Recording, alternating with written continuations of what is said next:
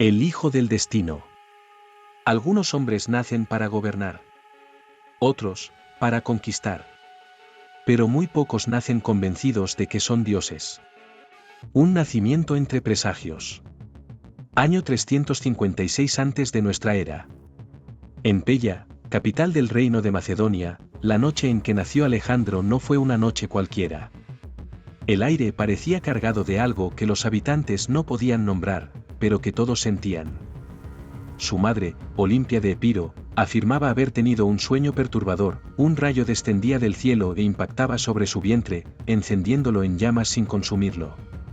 Su padre, el poderoso rey Filipo II de Macedonia, soñó esa misma noche que un león sellaba el vientre de su esposa con su zarpa.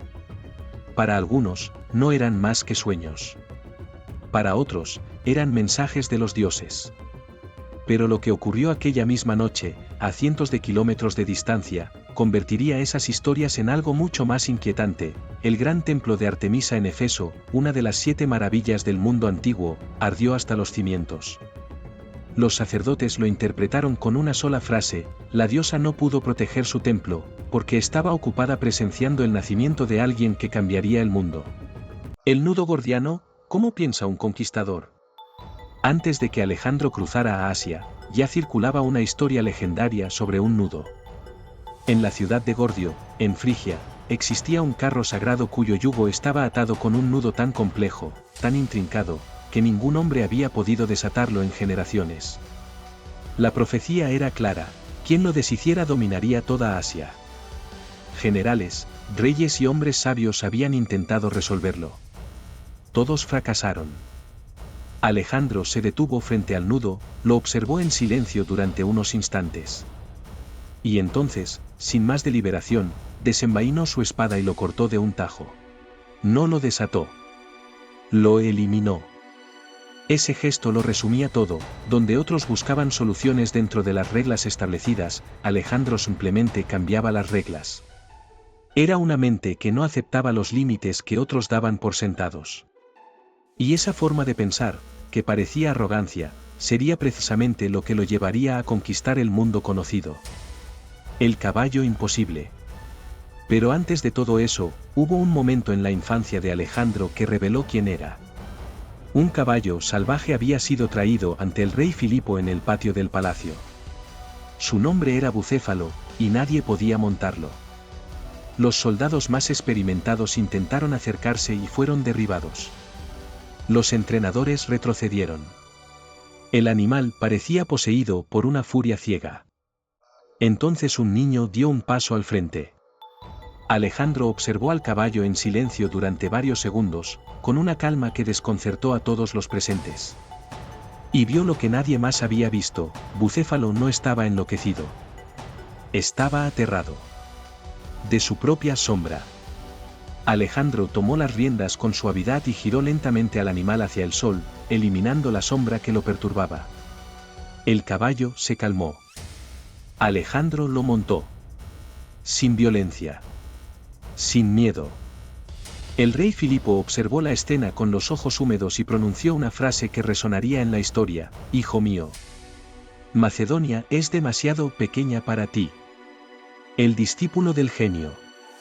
Para moldear aquella mente extraordinaria, Filipo tomó una decisión que marcaría la historia del pensamiento occidental: entregó la educación de su hijo al hombre más brillante de su tiempo. Aristóteles. Bajo su tutela, Alejandro no solo aprendió filosofía, medicina, lógica y ciencia. Aprendió algo mucho más peligroso: a creer que el mundo podía ser comprendido en su totalidad, por tanto, dominado. Aristóteles le habló de Aquiles, de gloria eterna, de destinos escritos por los dioses.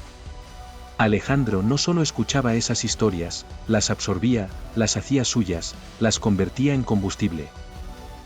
Y en lo más profundo de su mente, silenciosamente, comenzó a tomar forma una certeza que ya no lo abandonaría jamás: él no sería un hombre común. Sería una leyenda. Poder y traición. Pero el destino no se forja solo con sueños y grandes maestros. En el año 336 a.C., durante una celebración, el rey Filipo II de Macedonia fue eliminado a plena luz del día, delante de su corte. El caos se desató. Las conspiraciones comenzaron a surgir como sombras desde todos los rincones del reino. ¿Fue un acto aislado? ¿Una venganza personal? ¿O algo mucho más profundo? Algunos susurraban que Olimpia, la madre de Alejandro, podría haber estado involucrada. Otros fueron más lejos, insinuando que el propio Alejandro sabía más de lo que decía. Nunca se probó nada. Pero una cosa sí es segura, a los 20 años, Alejandro se convirtió en rey de Macedonia. Algunos dicen que Alejandro conquistó el mundo, pero otros creen que, en realidad, estaba persiguiendo algo mucho más grande que la tierra. El hombre que desafió al imperio. No fue la ambición lo que llevó a Alejandro a cruzar el mundo. Fue la certeza de que había nacido para poseerlo. El salto hacia lo imposible. Año 334 a.C. Ante él se extendía el imperio persa. Un coloso que había dominado el mundo conocido durante siglos, con ejércitos que eclipsaban en número a cualquier fuerza macedonia. Sin embargo, Alejandro tomó una decisión que sus propios generales consideraron una locura: atacar. Cuando cruzó el Helesponto, el estrecho que separaba Europa de Asia, realizó un gesto que no era militar sino simbólico. Lanzó su lanza hacia tierra asiática y la clavó en el suelo. Luego declaró: acepto Asia como un regalo de los dioses. No estaba entrando como invasor. Estaba entrando como alguien que ya consideraba suyo lo que aún no había conquistado. Gránico, el bautismo de fuego. El primer gran enfrentamiento llegó en el río Gránico, y fue un choque brutal y caótico. Los generales persas habían elegido una posición defensiva estratégica, esperando al ejército macedonio con la ventaja del terreno. La lógica militar indicaba esperar, tantear, maniobrar. Alejandro atacó de frente, sin dudar, cruzando el río bajo una lluvia de proyectiles. No dirigía desde la retaguardia, luchaba en primera línea, reconocible por su yelmo con plumas blancas. En medio del caos de agua, caballos y lanzas, un golpe enemigo estuvo a centímetros de partir su cabeza. Fue uno de sus compañeros quien lo salvó en el último instante. Aquella batalla no fue una demostración de genio táctico. Fue algo más primario, fue el momento en que Alejandro demostró a sus hombres que no temía morir. Que lideraba desde el peligro, no desde la seguridad. Ese día ganó algo más valioso que un territorio, ganó la fe ciega de su ejército. Isos, la caza del rey. Año 333 a.C. Esta vez, el enemigo no era un general persa. Era el propio Darío III, el gran rey del imperio más poderoso del mundo, quien esperaba a Alejandro en los estrechos desfiladeros cerca de la ciudad de Isos. El ejército persa era masivamente superior en número. Sobre el papel, no había partida. Pero Alejandro no leía ese papel. Su estrategia en Isos fue completamente distinta a Gránico, no buscaba arrasar el ejército enemigo, sino algo mucho más preciso. Buscaba al rey. Mientras sus falanges sostenían el centro de la línea, Alejandro lanzó su caballería directamente hacia donde estaba Darío, rompiendo líneas, ignorando los flancos, avanzando como una flecha hacia el corazón del mando persa. Cuando Darío vio aquella figura acercarse inexorablemente a través del campo de batalla, ocurrió lo impensable: el gran rey huyó en su carro. Abandonó a su ejército. Abandonó a su familia, que fue capturada por Alejandro. Y con esa huida, algo cambió para siempre en la mente de Alejandro, comprendió que los reyes también pueden romperse. Egipto y el nacimiento de un dios. Tras la victoria en Isos, Alejandro no marchó directamente hacia el corazón de Persia. Primero viró hacia Egipto, un reino que abrió sus puertas sin resistencia significativa. Los egipcios lo recibieron no como conquistador, sino casi como liberador de la dominación persa. Pero lo que ocurrió en Egipto cambiaría su historia de una forma más profunda que cualquier batalla. Alejandro emprendió un viaje al desierto, a un lugar remoto y sagrado, el oráculo de Siwa, en el corazón del Sáhara. Nadie sabe con exactitud qué ocurrió dentro de aquel santuario, qué palabras fueron pronunciadas en la oscuridad de aquel lugar sagrado. Pero cuando Alejandro salió, los sacerdotes lo anunciaron con dos palabras: Hijo de Amón. Hijo de Dios. Desde ese momento, Alejandro no utilizó aquel título como metáfora política. Comenzó a creerlo como verdad literal. Y en Egipto fundó una ciudad que llevaría su nombre para siempre, Alejandría. No sería la única, a lo largo de sus campañas fundaría más de 70 ciudades llamadas Alejandría, dispersadas desde el Mediterráneo hasta los confines de Asia. Cada una era una marca. Una declaración grabada en piedra que decía, yo estuve aquí, y el mundo ya no será el mismo. Gaugamela, la ejecución perfecta. Año 331 a.C. El enfrentamiento definitivo. Darío III había reagrupado sus fuerzas y reunido el ejército más grande que el mundo antiguo había visto jamás.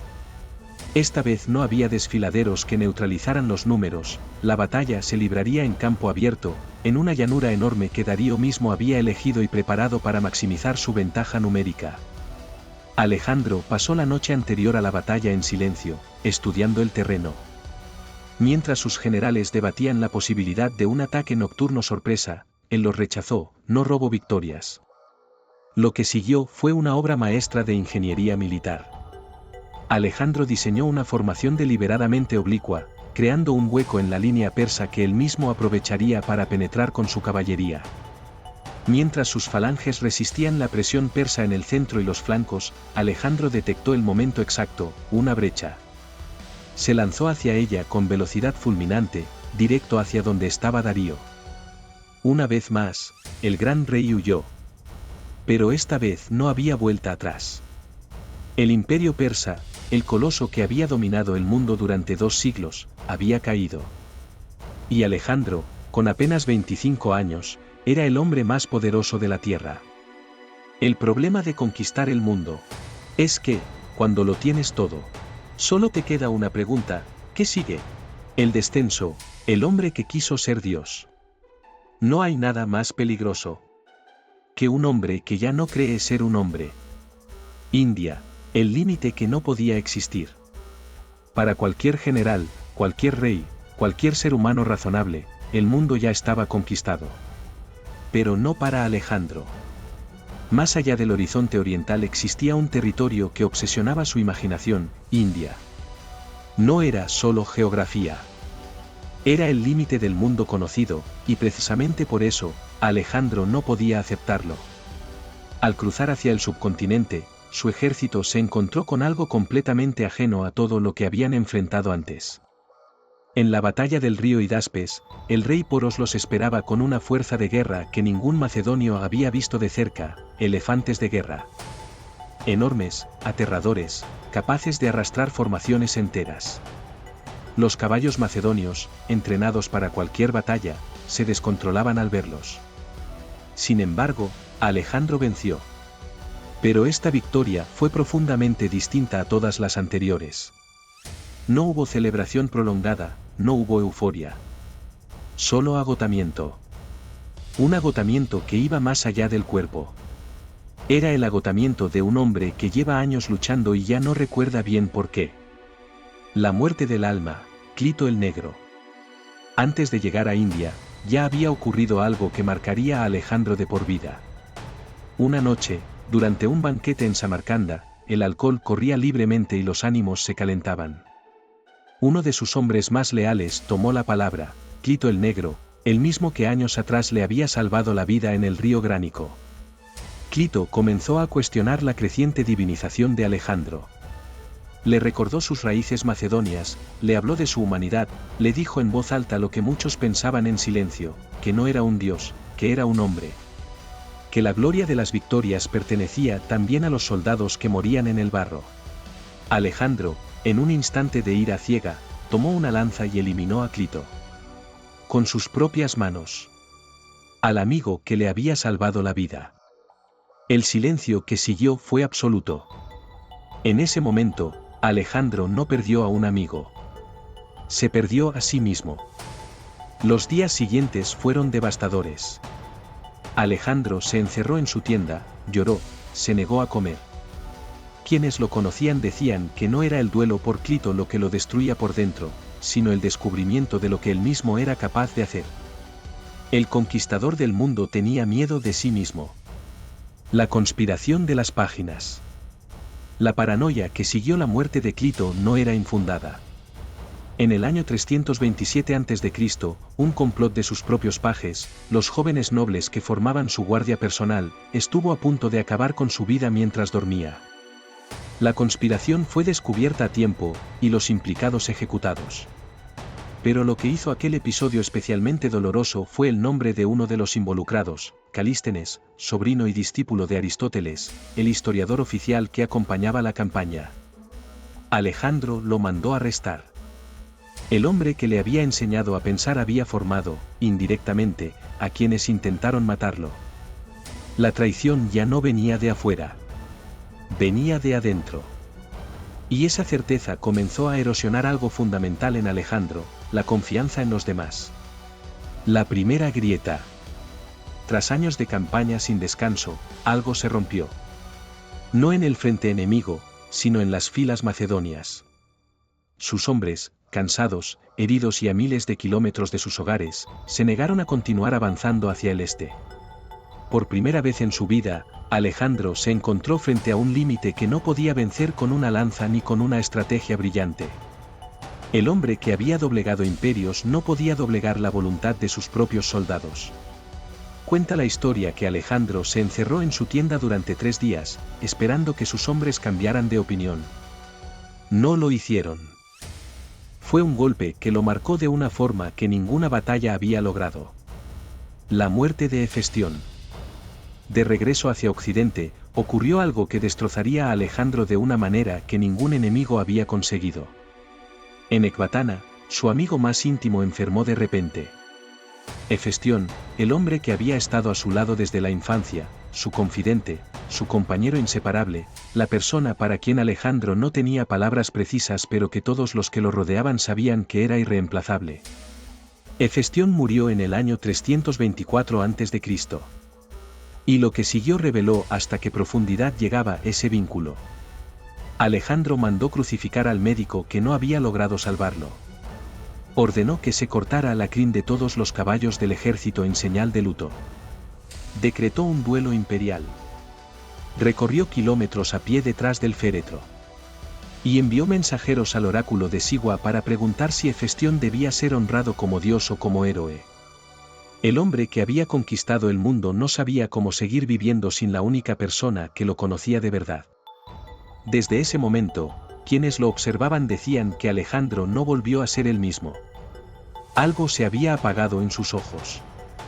El camino de la muerte. El regreso fue un infierno elegido. En lugar de tomar rutas seguras y conocidas, Alejandro decidió cruzar el desierto de Gedrosia, un territorio sin agua, sin refugio, sin piedad. Miles de hombres murieron en aquel trayecto. No en batalla, sino devorados por el hambre, la sed y el agotamiento.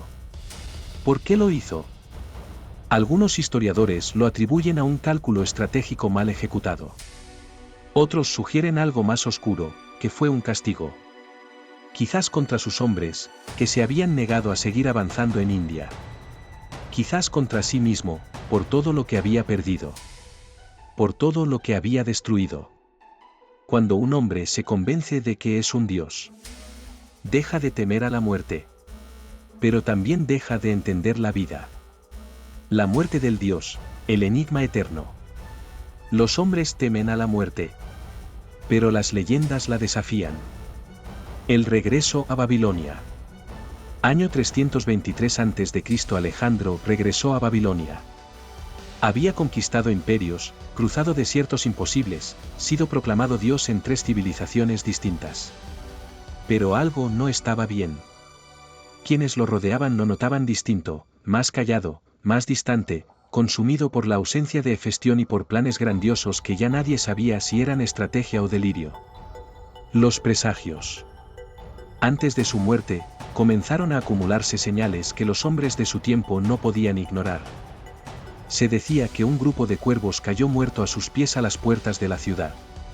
Que un hombre desconocido fue encontrado sentado en su trono sin que nadie pudiera explicar cómo había llegado hasta allí, y sin que él mismo pudiera dar razón de sus actos.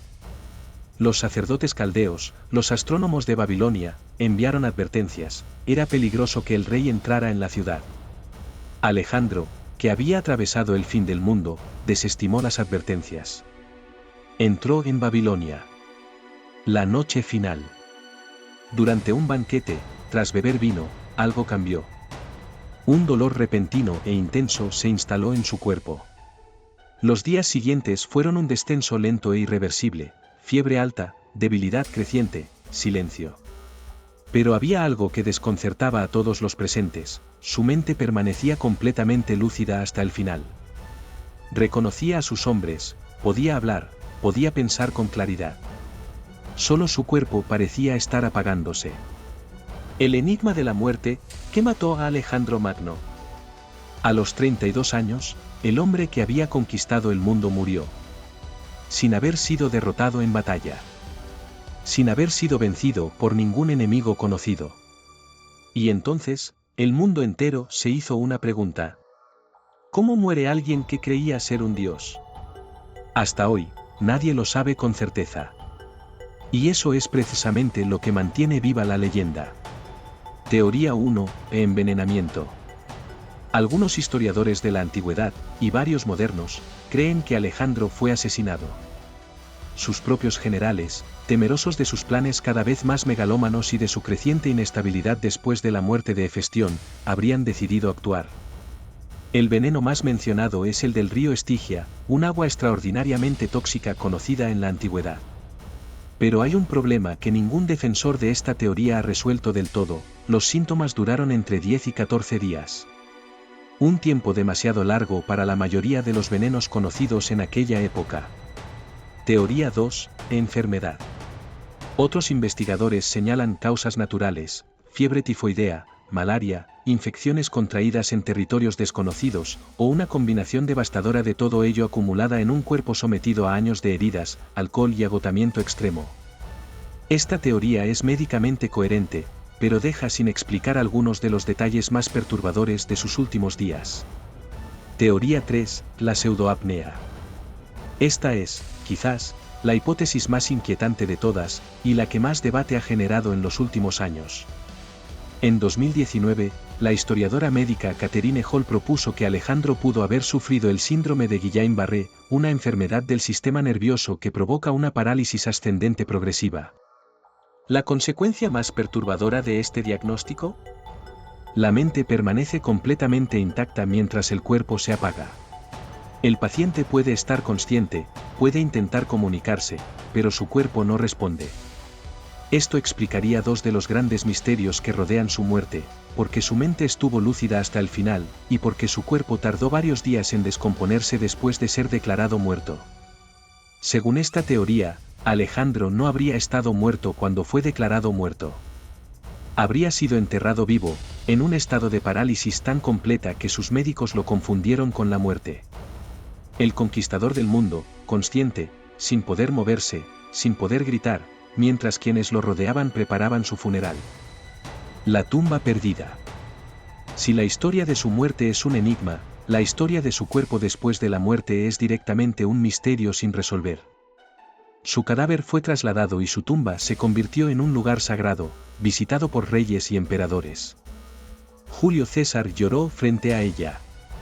Augusto la visitó y depositó una corona de oro. Y luego, desapareció.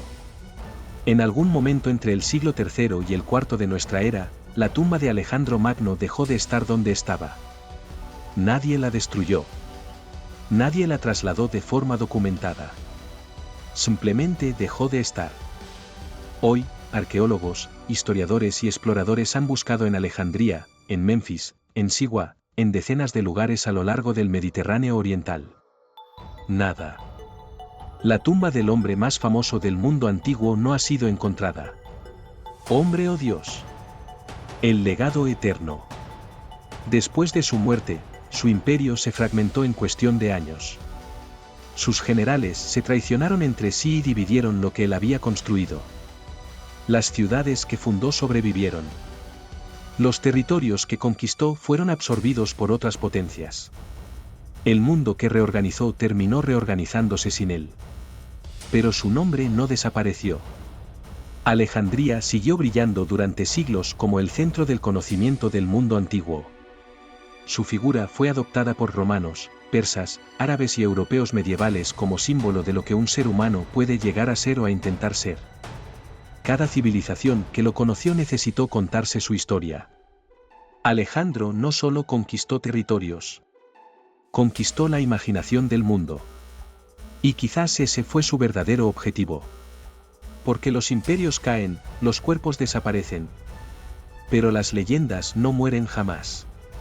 ¿Y tú qué crees? ¿Murió Alejandro como un hombre, o como algo que nunca llegamos a comprender del todo? ¿Fue envenenado por los suyos, consumido por una enfermedad, o su cuerpo simplemente se negó a seguir sosteniendo el peso de una mente que se creía inmortal? Y si la teoría de la pseudoapnea es correcta, ¿qué fue lo último que vio Alejandro Magno? ¿Qué pensó mientras el mundo a su alrededor lo daba por muerto? Esa pregunta no tiene respuesta. Y por eso, 2300 años después, seguimos haciéndola. Si esta historia te gustó, te invito a que la compartas, le des like y si aún no te has suscrito, entonces suscríbete a este canal para que puedas conocer o tal vez, recordar otros enigmas de la historia tan fascinantes como este. Te espero en el próximo vídeo.